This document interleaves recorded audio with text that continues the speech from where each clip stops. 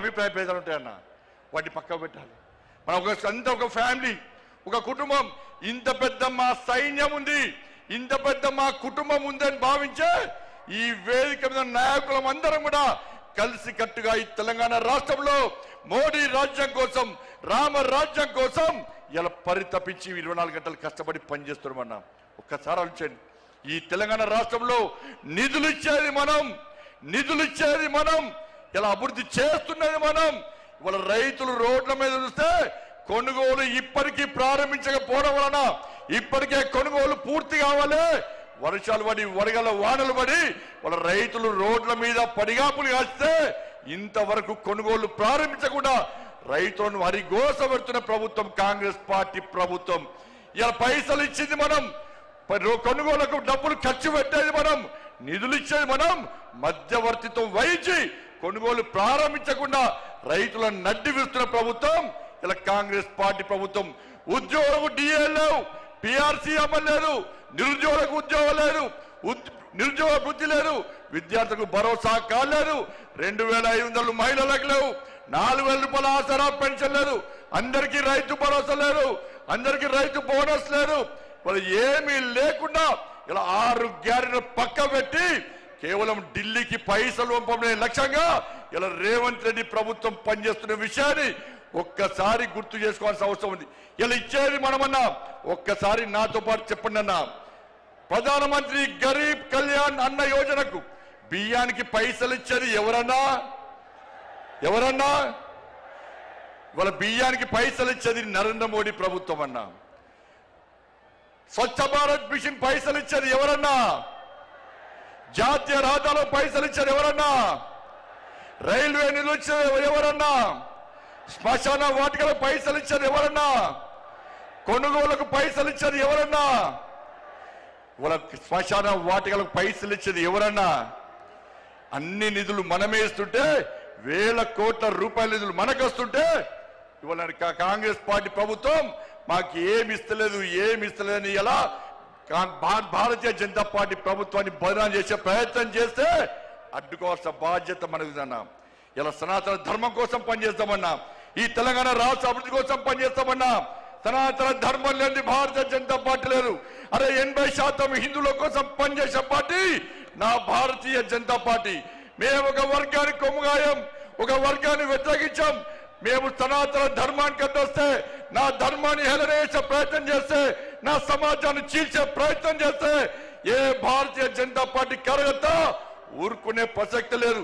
మేము అల్లాను కించపరచలే, మేము యేసు ప్రభుని కించపరచలే, కానీ నా రాముని కించపరిస్తే, నా భగవంతుని కించపరిస్తే, నా సమాజాన్ని హేళన చేసే ప్రయత్నం చేస్తే ఊరుకునే ప్రసక్తి లేదన్న విషయాన్ని కాంగ్రెస్ పార్టీ, వాళ్ళ కమ్యూనిస్టు పార్టీలు కానీ బీఆర్ఎస్ పార్టీ కానీ గుర్తుంచుకోవాలి.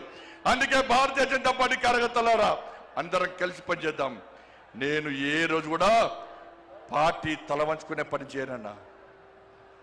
ఇలా పార్టీ కోసం పనిచేస్తాం మేమందరం కూడా. ప్రతి భారతీయ జనతా పార్టీ కార్యకర్త జై శ్రీరామ్, భారత్ మాతాకి జై అని నేను భారతీయ జనతా పార్టీ కార్యకర్తలని చెప్పి తలెత్తుకొని సగర్వంగా తలెత్తుకునే విధంగా పనిచేస్తుంది తప్ప పార్టీకి తల వంచే పని చేయనన్నా. చాతగాని మూర్ఖులు, ధైర్యంగా రాజకీయంగా ఎదుర్కోలేని దద్దమ్మలు ఇలా ఏదో చేసి బండి సంజయ్ని గాని భారతీయ జనతా పార్టీని ఇబ్బంది పడితే నేను ఫామ్ హౌస్ లో ఎలకని కాదన్నా. నేను నా అయ్య పేరు చెప్పి రాజకీయాలు రాలేదన్నా, నా తాత పేరు చెప్పి రాజకీయాలు రాలేదన్నా, ఏదో జెండా పెట్టి అంటే రాలేదన్నా.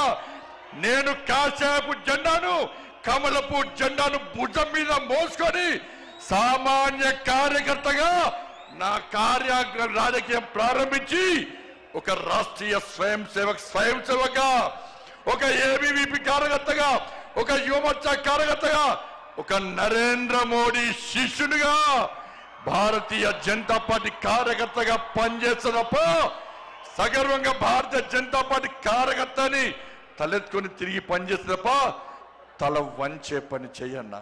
నన్ను నమ్మండి అన్నా, తప్పుడు ప్రచారం నమ్మకండి అన్నా. మా ఎంబడి ఉండండి, ఇక వదిలిపెట్టే ప్రసక్తే లేదు. ఈ రోజు నుంచే మోడీ గారు ఈ రోజు వచ్చిపోయిన తర్వాత ఈ రోజు నుంచే తెలంగాణ రాష్ట్రంలో ధర్మం, తెలంగాణ అభివృద్ధి, ధర్మం ఆధారితంగా తెలంగాణ రాష్ట్రాన్ని అభివృద్ధి చేయాలంటే జై శ్రీరామ్, జై తెలంగాణ, జై శ్రీరామ్, జై శ్రీరామ్. ధన్యవాదాలు. జై శ్రీరామ్, జై తెలంగాణ. భారత్ మాతా కి, భారత్ మాతా కి. దేశం కోసం మోడీ, దేశం కోసం మోడీ. భారతీయ జనతా పార్టీ ఓబీసీ మోర్చా జాతీయ అధ్యక్షులు, రాజ్యసభ సభ్యులు డాక్టర్ లక్ష్మణ్ గారిని మాట్లాడాల్సి కోరుతా ఉన్నాను.